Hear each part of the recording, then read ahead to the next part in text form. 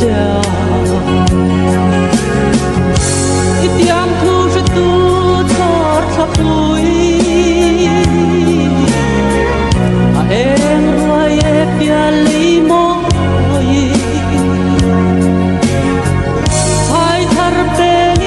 ni liam ta mô rồi chỉ nu la min tiam giống về khó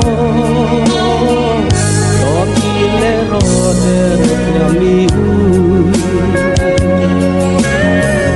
bằng sự điên đu phân trang nhà nó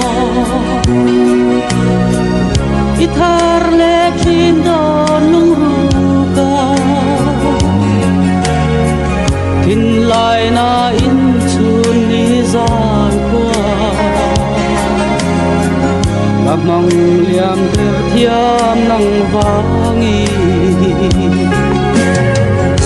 ít tiam thu sẽ tu thor thắp vui em rồi em bia lấy môi sai thar beli ni liam ta mô nói tin nu la min tiam giống về khâu đón đi lẽ rõ để nhà mi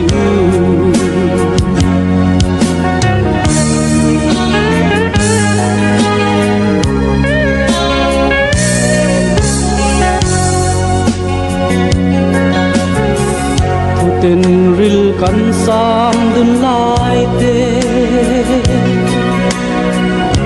mangai na par zu don du na kan in lom lai a choi zo ta